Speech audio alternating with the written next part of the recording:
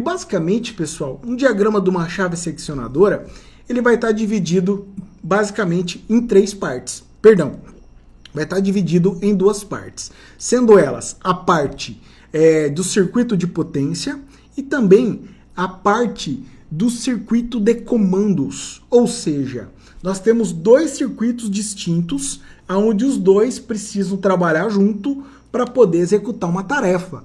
Qual que é a tarefa? É abrir e fechar a chave seccionadora. Abrir e fechar os contatos de uma chave seccionadora, tá ok? Então vamos lá, vamos começar analisando o circuito pela parte de potência. Então na parte de potência, nós temos as entradas do circuito trifásico, que é a fase R, a fase S e a fase T. E logo abaixo, nós temos um disjuntor motor, tá ok? E como que eu sei que é um disjuntor motor, né? Através...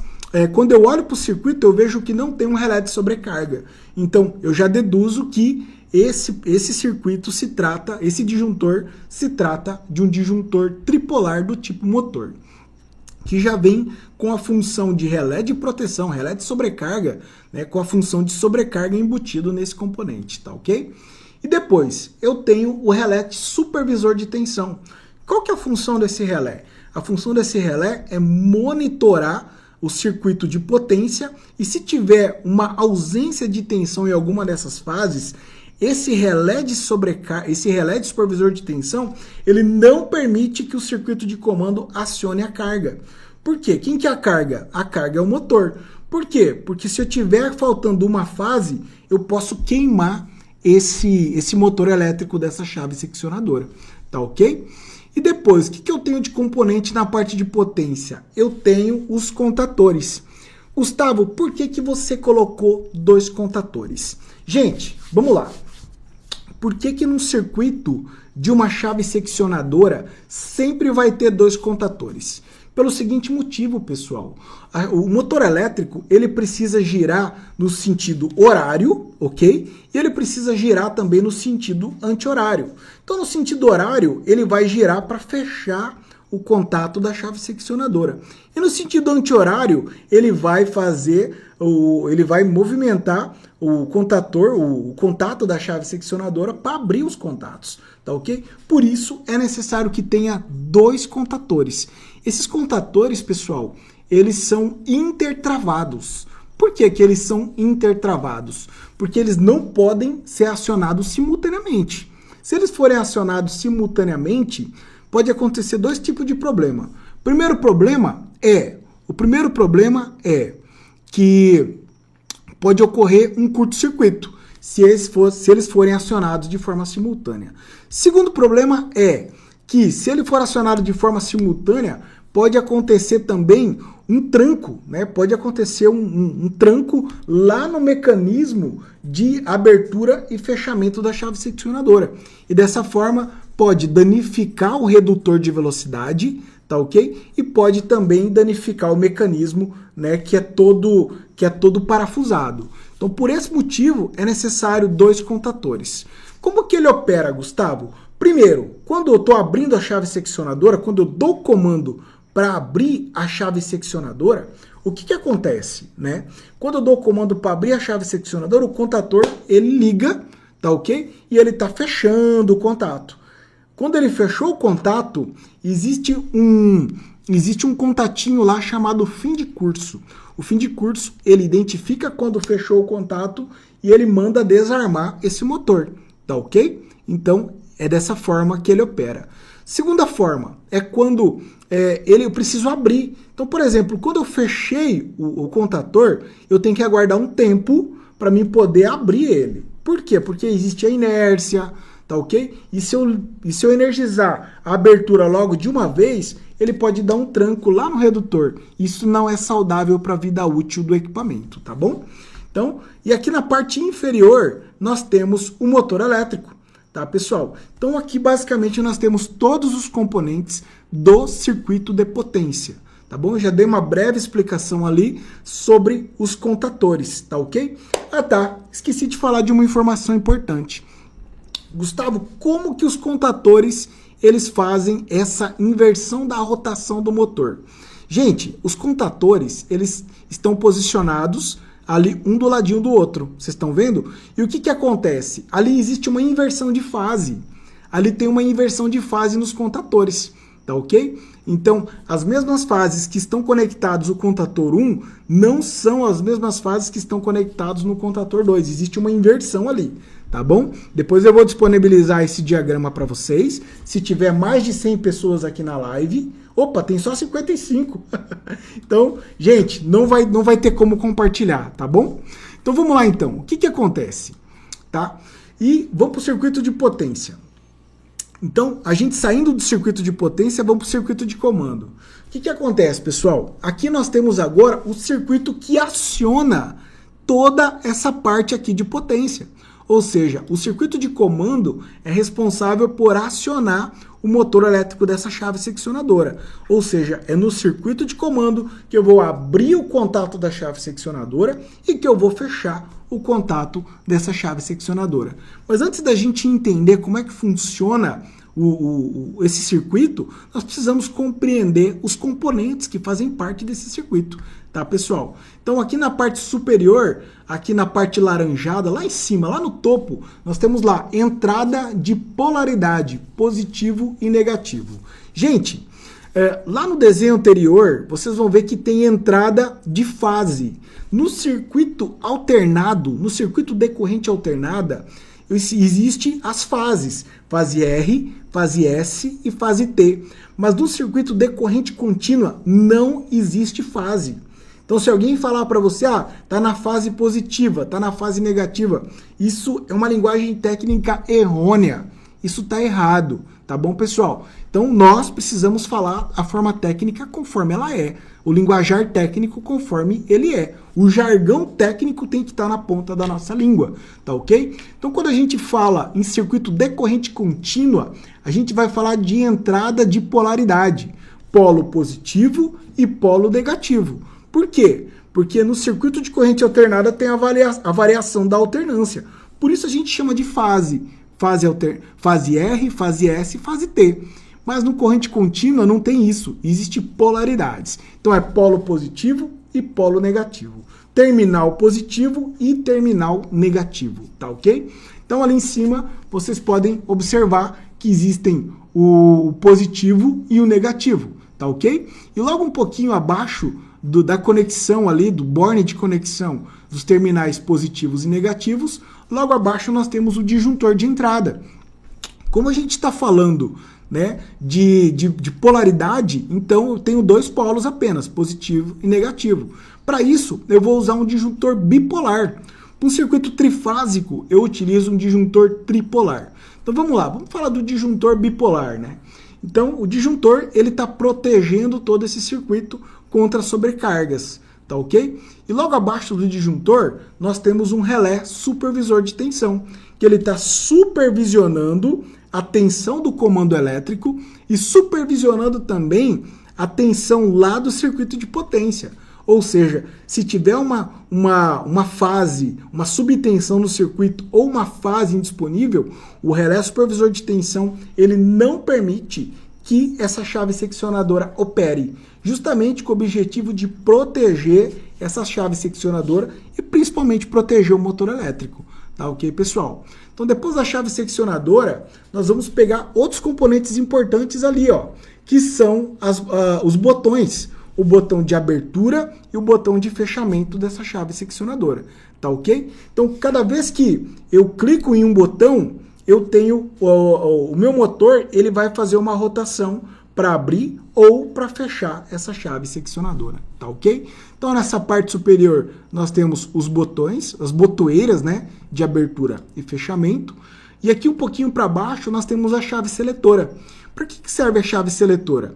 Ela serve para três funções. Primeira função é para operar de forma local, ou seja, local é quando eu vou para o campo, eu giro a minha chave seletora para mim poder abrir e fechar a chave seccionadora através dos meus botõezinhos, através do meu dedo, onde eu vou clicar no botão e esse botão ele vai abrir ou vai fechar a chave seccionadora.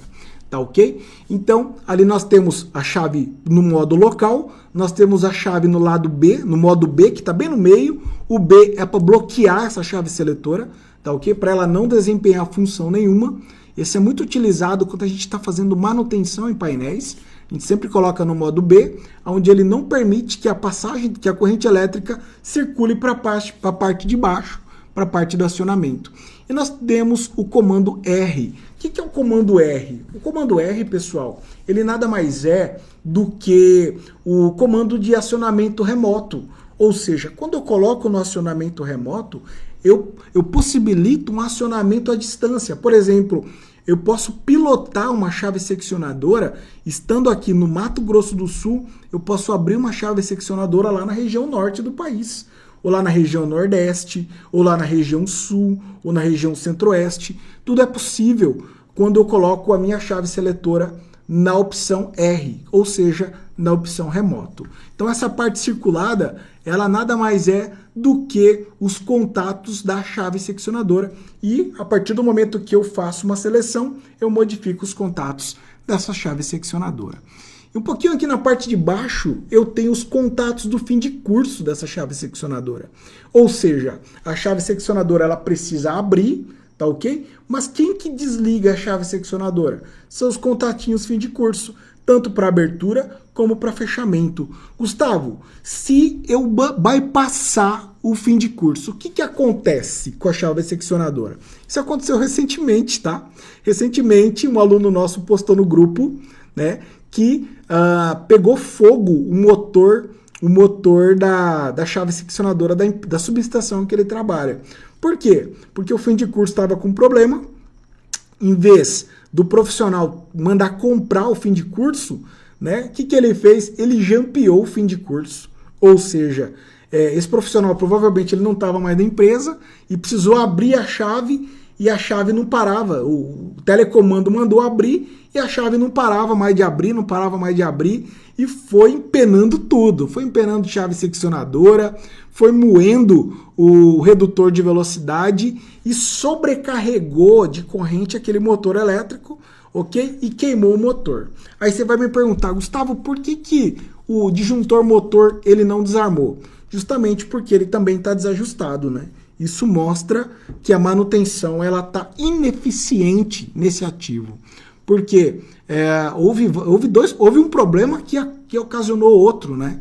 Então, gente, o fim de curso é um fim de curso bem semelhante a esse aqui, ó. Muito semelhante a esse aqui, ó.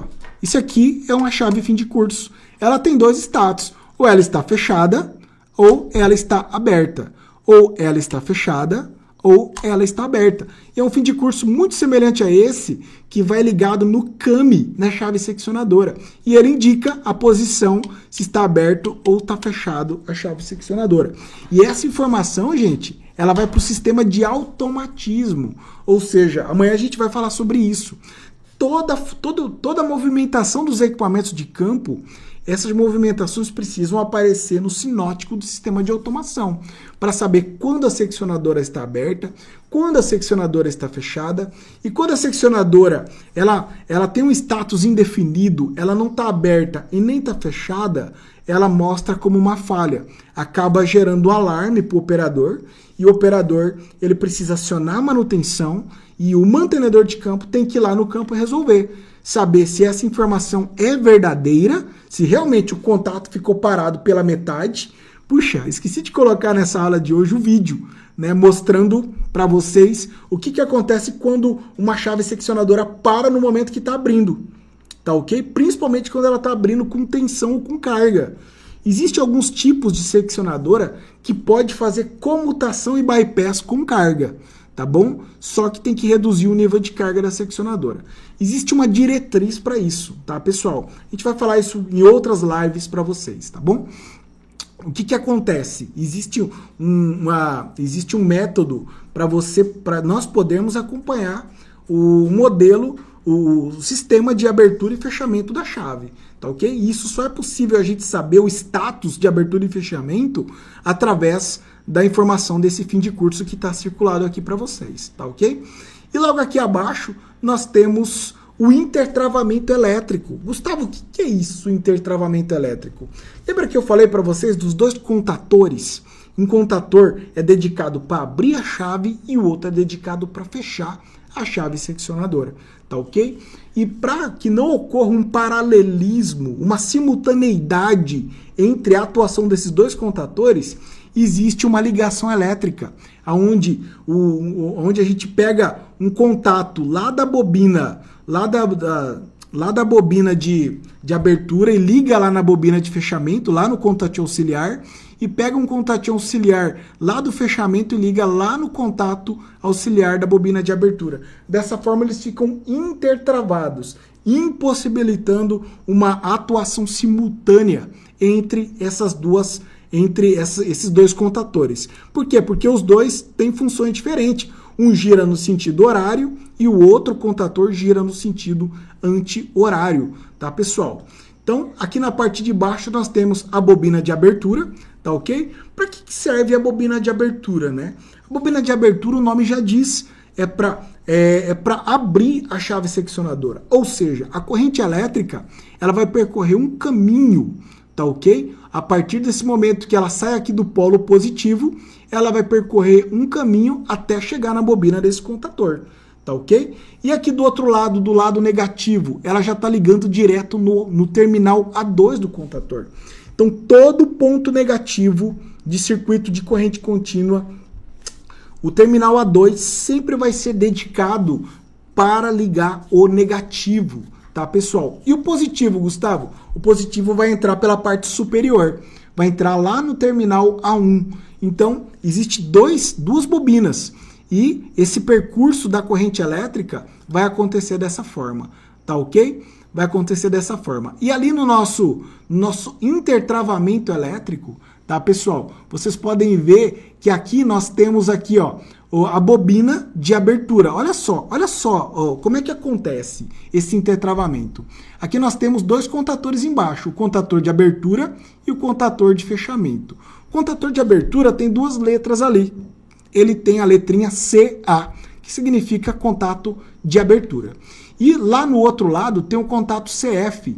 E aqui, um pouquinho antes de chegar a alimentação no terminal A1, essa corrente elétrica ela vai passar num contato normalmente fechado lá do contator CF. Então, dessa forma, gente, acontece o intertravamento. O mesmo acontece lá no contator de fechamento. Então, vai passar, antes da corrente elétrica chegar no terminal A1, ele vai passar no contato fechado, nos contatinhos 31 e 32. Para quem não sabe, contato terminado em 1 e 2, ele é um contato normalmente fechado, tá, pessoal?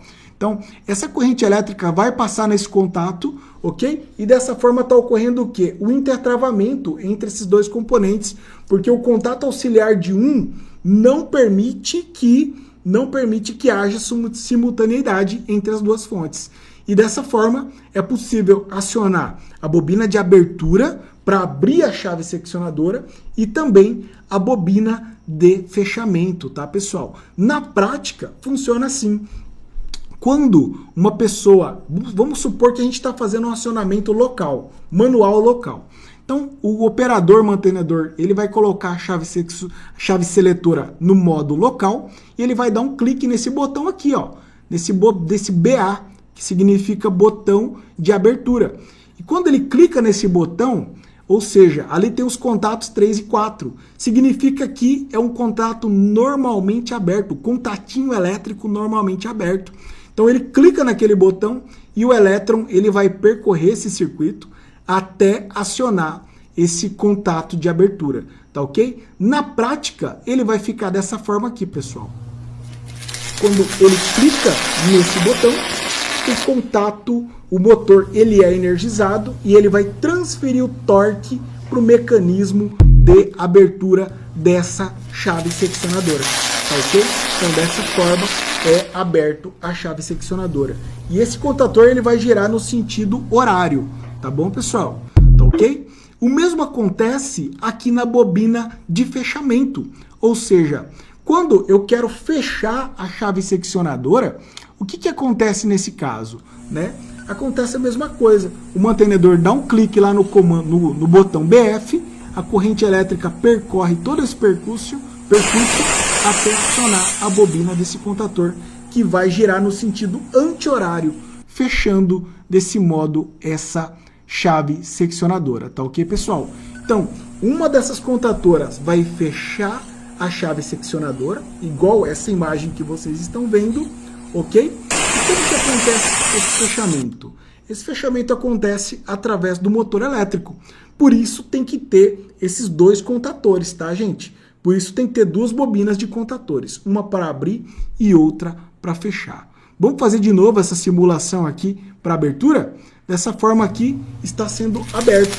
Ou seja, dá o clique no botão, a corrente chega até o motor, esse motor entra em funcionamento, transfere o torque para o redutor de velocidade, que por sua vez o redutor de velocidade transfere o torque para o mecanismo de abertura dessa chave seccionadora.